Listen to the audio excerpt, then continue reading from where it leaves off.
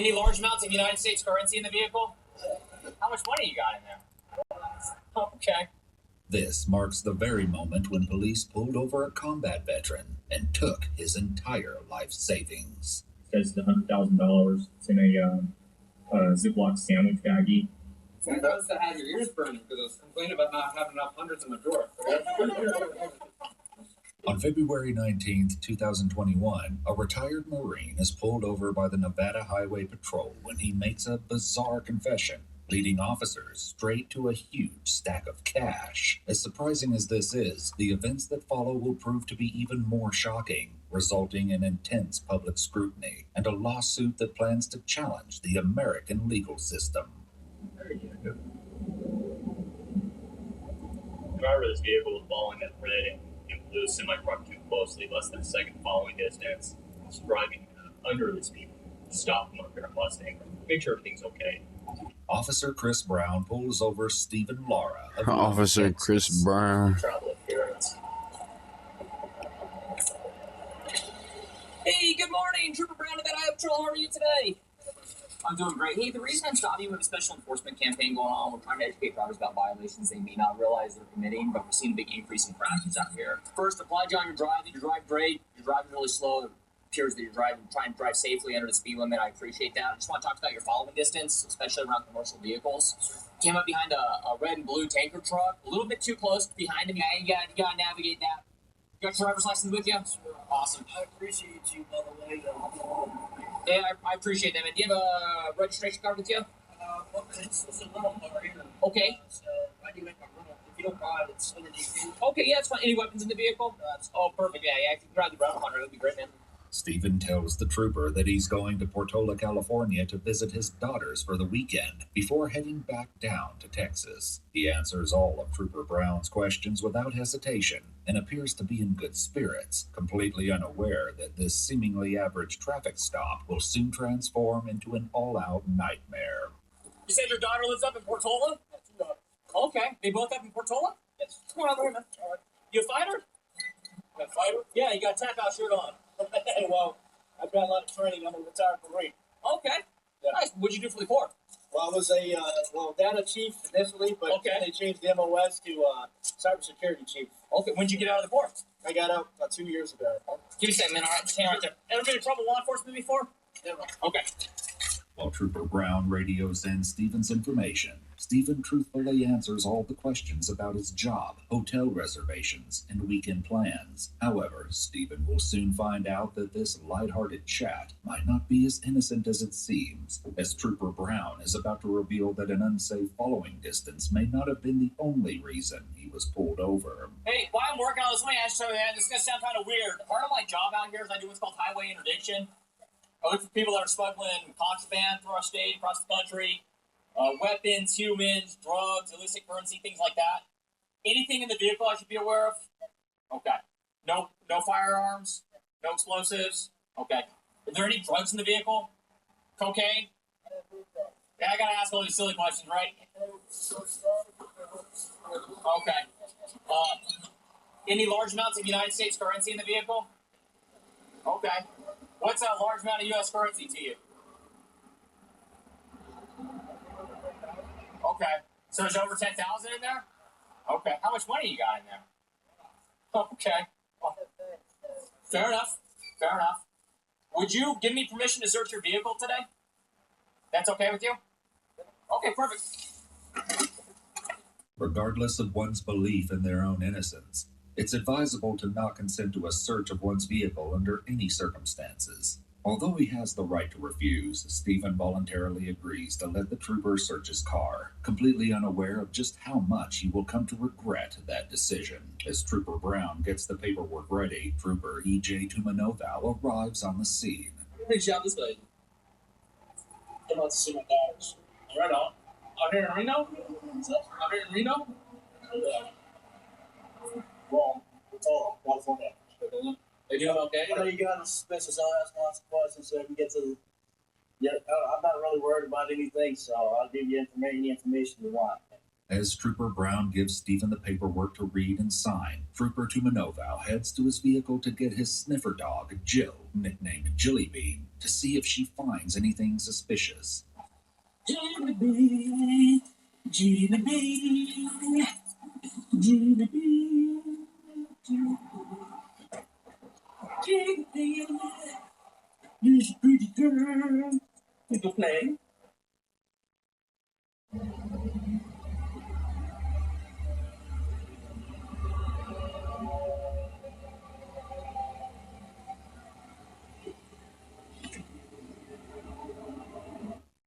As Planned Parenthood chair, Donna Miller made sure all Chicago women have access to healthcare. As commissioner, she created a program.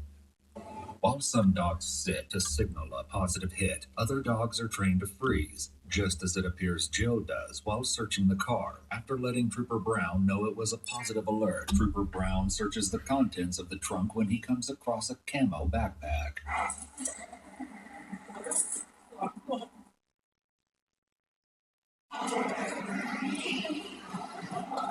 Meanwhile, Stephen drops a bombshell on the trooper when he reveals just how much a lot of cash really means. You guys do this to everybody, or? I just stopped out with it. Our job is to look for traffickers. I'm not saying you are. Or yeah, like I said, I don't know. I was just called here to help out. Is it? I don't know. I almost got the same if I would put it down. I don't know. You're going to find a large amount of cash in there. Is he? That's okay, because we got our receipts in there, too, so. How much cash? A lot. Hey, he said there's a large amount of cash in there. Oh, did you? Okay. But in the same bag, you're going to find all my Bank of America and all my receipts. I don't trust fake stuff. Cash. Oh, do you? I don't have legal back from the gas. I know it's not illegal to keep a large amount of cash either. So. Nope, not at all. How much cash you got? Probably about 100 grand. 100 grand? Whew. Have you ever been stopped before and had money taken from you? From the government? No. No. No. You guys, it's not illegal to have a large amount of cash either. No, not at all. Nothing's wrong with that. This is Reno, so we get people coming with a large amount of cash all the time to go gamble. And So I have a problem with you taking my cash because it is mine and I do have proof for it. Trooper Tumanoval shows an interest in the tire sitting in the trunk of Stephen's rental car. what's in the tire? Cracked rim. I'm thinking we'll repair it over here. Oh, yeah? You guys can cut that tire up and look inside if you want, but I'll ask y'all reimbursement for Right. Oh, yeah, the state would do, if we did it, if it came to that, we have items that we can check first before we get to that. Trooper Brown makes a call to someone who, according to court documents, is DEA agent Shane Murray. Hey Shane, how are you? Good. Hey, can you head out to a traffic stop? Or are you busy on that other stuff on today? So if I'm still searching the car, but big bundle of money, it says probably at least 100,000. After telling Agent Murray their location, Trooper Brown continues to search the contents of the trunk. Hey, Brown, you just got something to tell you about the rim. That rim is cracked. You grab my phone, which is in the water, and you look at the last number of dial, just hit through that. I'll look at this phone to see that there's a place up here in Reno that fixes cracked rims. Okay. And they'll pick up, and we can identify it, and we'll see that I was trying to take that in to get that cracked rim fixed. I cracked it in Texas because it's swollen, the roads are and there's big potholes and everything. So I'm just trying to get it fixed because I know the place up here that fixes it, and that's all I was trying to do. I appreciate that, sir. No worries. Unfortunately for Stephen, despite his assurance, Trooper Brown is still unsure of him. Bro, he's a retired Marine. What the fuck is wrong with police officers, gang? He's a retired Marine. What the fuck? He's done more for our country than you fucks do. He's a retired Marine. There's some receipts in here, though. You said you put receipts on. Show us the money. Okay.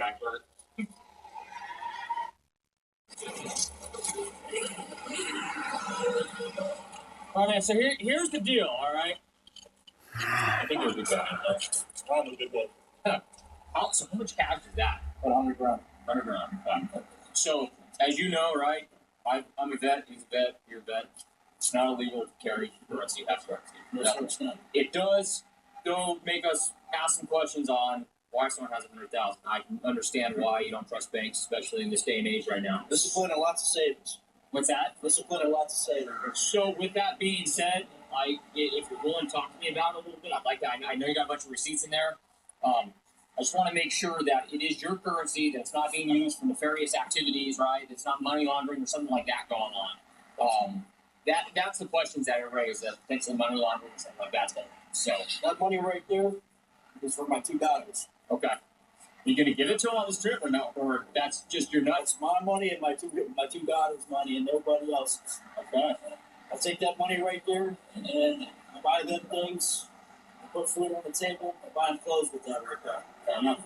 That's me looking at you man to man in your eyes and telling you exactly what that is. Perfect. Okay. Yeah. I got some questions I'm gonna want to ask you here. If you're willing to answer them, I appreciate that. I have nothing to hide from you. After Stephen agrees to further questioning, Trooper Brown reaches out to his sergeant, Glenn Rigdon, to update him on how things are progressing. It's a strange one, but not a strange one. Consented to a search, said there was money up there. We located what he says is $100,000. It's in a Ziploc sandwich baggie.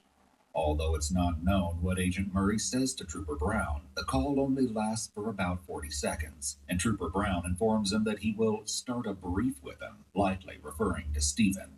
Hey, Stephen. Stephen, you don't have any weapons on you, right? I know you're... You mind if I just pat you down real quick? Face my car real quick, man. Man, do me a favor. Have a seat in my front seat.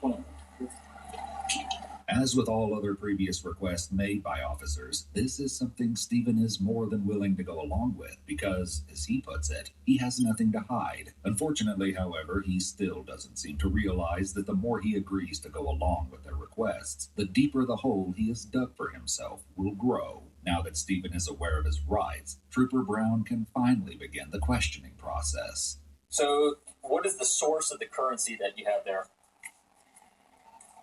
Sources and how do I make money? Yeah. I'm a retired U.S. Marine.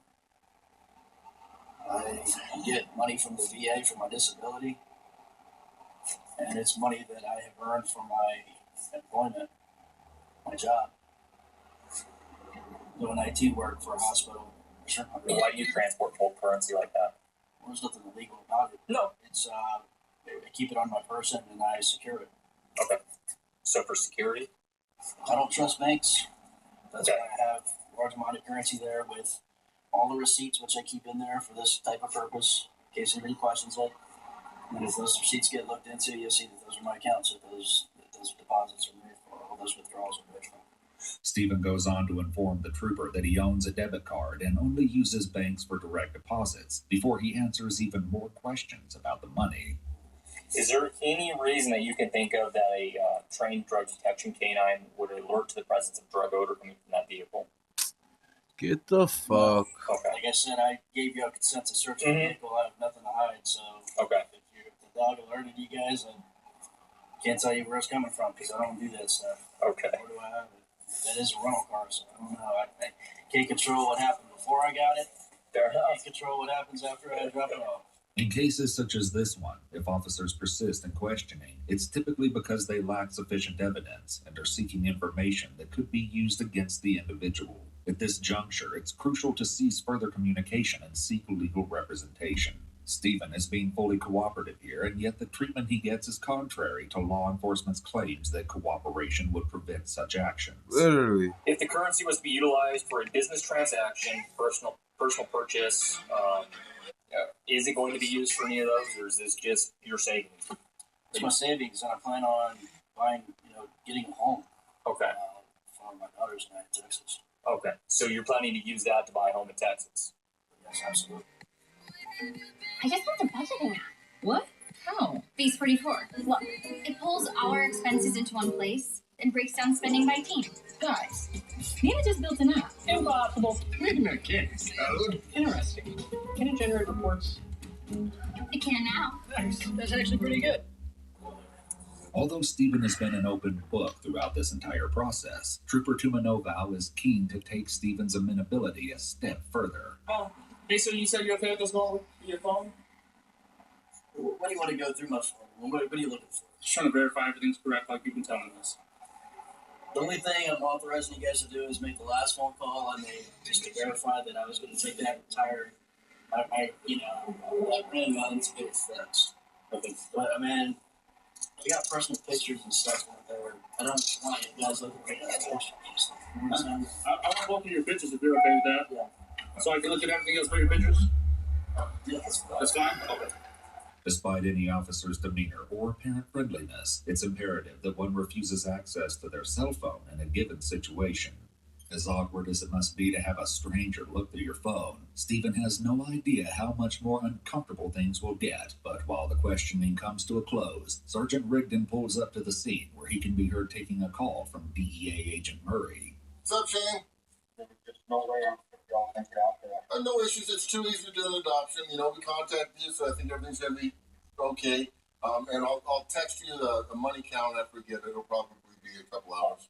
For those who are unaware, adoption refers to the process of property seizure by law enforcement agencies as permitted by the U.S. Department of Justice's Equitable Sharing Program. When an adoption takes place, the federal agency keeps 20% of the proceeds, whilst the remaining 80% kicks back to the state or local agency, which is, in this case, the Nevada Highway Patrol. So, here's the money. He has a ton of receipts. He's in the military, gets the VA money. Is that what we're getting the money for? Yeah. Yeah, that's the money for backpack. Greg, some pictures? I think Krista, yeah. I'll put it on the car, right? Definitely. While processing this information, Sergeant Rigdon briefly examines a bag of moneygrams and what appears to be money orders. 1246. Having finished questioning Stephen, Trooper Brown asked Trooper Tumanova to hang out with Stephen so he can share his findings with Sergeant Rigdon. And those balances never...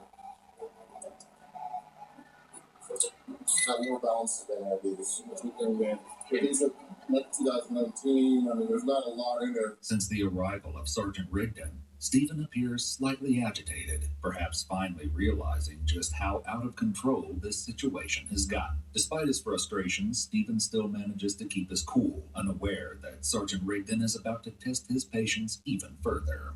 Come on, Raptors.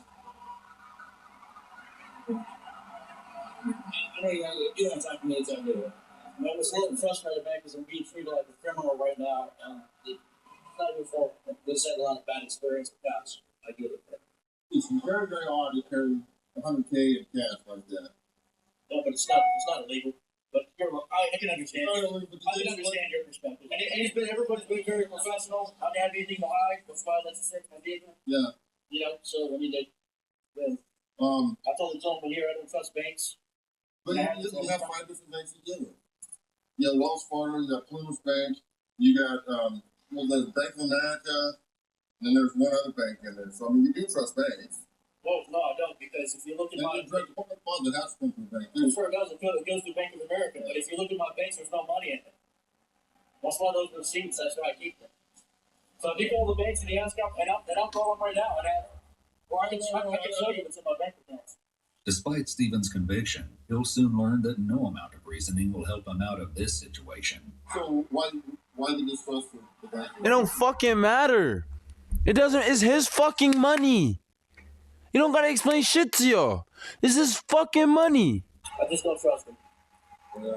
That's just my reasoning. It's my personal thing. No, I'm not saying that it's one or the other. It's just it's not usual. I understand. And so we're looking for the unusual. Sure. So, with the currency stuff, I mean, somebody ripped from the off, and I mean, you look like you can take care of yourself in a fight, but you know, yeah. I wouldn't get comfortable with around like that. Well, I mean, That's you. I mean, how long did it take you to accumulate that much? Oh God. Started saving since I was born and raised there, 20 years. How come it's all hundreds? So I don't have to keep more. I mean, if those were all ones, my God, I'd have to, you get me more. Yeah. We use the bag. It's actually a cool trick. So one bill weighs 1 gram. So if you weigh that and get the grams, and you multiply it times 100, you can tell by weight roughly what it is. Oh, that's cool. I didn't know that. So that you can weight money once you grow palm. Learn something new every day. It's very, identification on it, and you'll be on your way very soon. After expressing his suspicions to Stephen, Sergeant Rigdon consults Trooper Brown, giving him an opportunity to share his opinion on the matter at hand. What are your thoughts, Chris? I kind of leaning more towards, it's odd, but... It's odd, but it's not packaged like normal. No, and he's answering the questions, there's receipts here, and I would like to put the dog on the currency then. Okay. Yeah, I mean, everything lines up. As odd as it is, everything lines up. But the travel story and stuff like that, man, I'm going to get on my scale and bring that. Immerse yourself. What the fuck does it matter? It's not illegal. Southern Illinois. Sergeant Rigdon requests the assistance of a second sniffer dog. This time, Trooper Brown uses his own dog to detect the bag of money.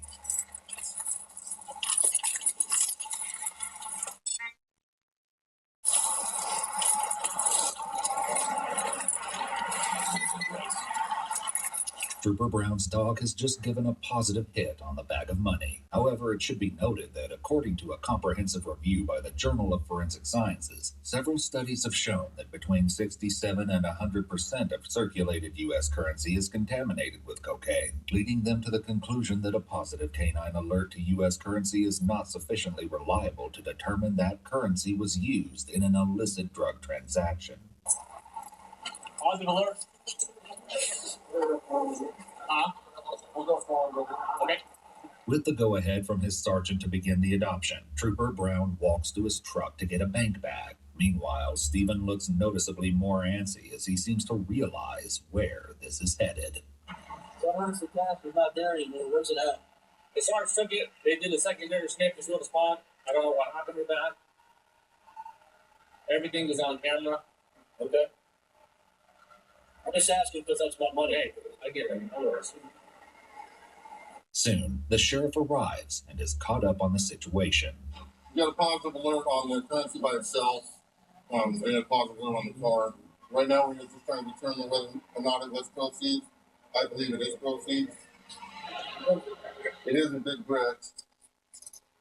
And they're not old bills. These claims have been saving it up over 20 years. I hate 20-year bills. No.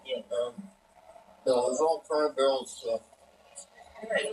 So he couldn't have just pulled his money out the bank. Y'all a group of fucking dumbasses. That's what the fuck y'all is. A bunch of fucking Ed and Eddies. 1, 2, and 3. Dumb, dumber, and dumbest. Fucking stupid, and stupider. What the fuck is going on, bro? You niggas are fucking dumb. You taking his fucking money because he got 100 grand in his trunk? It doesn't mean shit. It's not illegal. He's not breaking any laws. What the fuck are y'all doing? Dumb, and dumber, and dumbest, and fucking They're consistent with what we've seen with drug traffickers. So how much is in there? $100,000. That money has not been saved up over 20 years. It's newer bills, but they're not 20-year-old bills. Yeah, it's not $100,000. Okay, well, I'm guessing. So that's my life savings. I've been saving since, so I went in the Marine Corps, which is in 2000. So I've been saving since. So he has to be saving the same fucking bills, for 20 years. He gotta have the same bill he had from 20 years ago. Last 20 years. Love it. What we're gonna do? I believe there's drug proceeds related to it. Drug proceeds? Yeah, it's very common. So we get people that are testing large quantities of marijuana from Northern California to all states east, even from Reno. Sir, I can tell you right now, I'm going to tell you exactly what's going to happen, okay? We're going to seize it today, but that doesn't mean there's any final judgment on it. It's going to go through the DEA, okay? So the DEA will contact you, and the DEA will provide you with a means to provide it. You're going to have to provide your pay stubs. You're going to have to provide drug receipts and stuff like that. Okay? After receiving this distressing news, Stephen desperately tries to convince Sergeant Rigdon of his innocence one last time, not realizing that his mind has already been made up. So if you take that money, I don't have any money for me and my kids this weekend. I don't have anything. You got a wallet on? No. My jacket's in the car. Okay. I don't have anything. You don't have a wallet? Where do you keep your identification? It's in my jacket. Okay. I'm telling you, God is my witness. I mean, I'm a retired Marine. I don't have any reason to do drugs or anything like that. That's my life savings right there for me and my daughters. I respect your service, sir. I serve as well. Okay. I have got cops doing stuff that they shouldn't be doing. They go to jail for whatever they're doing. That's not me. So you're who you are doesn't influence whether or not we take action on what we see. Okay? If it is legitimately earned income, you're going to provide those pay stubs. And they'll give you all your money back.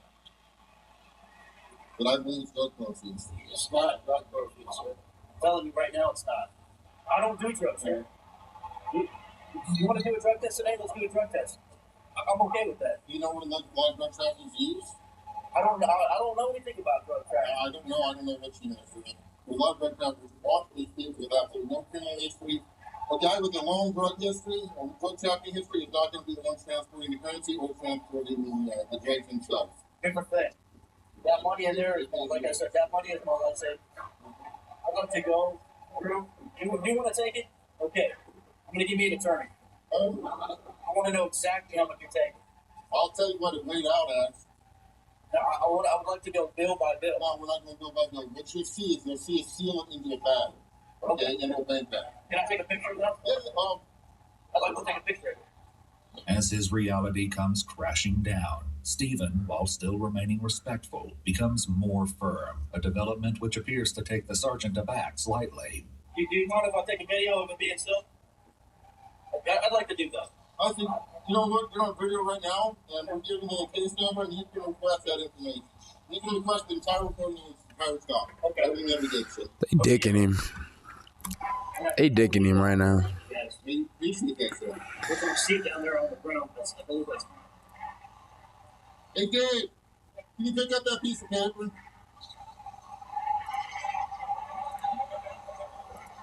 Yeah. Do you wish you had all the AI tools you need to create organized for you? Well, the new Artlist AI Toolkit has everything you need all in one place.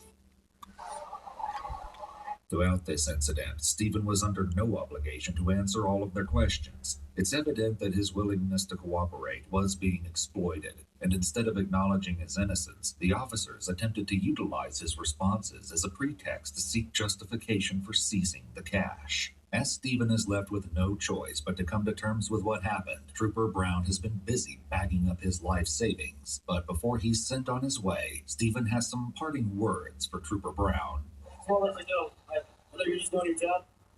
Money that I have in my jacket is only $2.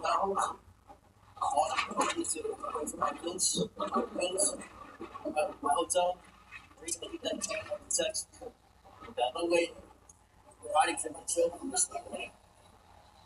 Get back to Texas. I know you're just doing what you feel is best, but Like you know, my sergeant. It sounded like my sergeant talked to you about that a little bit. Told you what was going on. Those lines. So, I just wanted to tell you, Officer Brown, I mean, you're taking money out of the kids' mouths. sorry. When you're taking food out of the kids' mouths. Like I said, we believe right now that this is drug proceeds. Or it seems Well, I'm going to prove to you that it's not. perfect. After taking down names and badge numbers, Stephen drives away, likely still reeling from that 90-minute whirlwind. Shortly after, Sergeant Rigdon and Trooper Brown head over to the bank to deposit the cash. Yeah, that's right. I must have had your ears burning because I was complaining about not having enough hundreds in my drawer.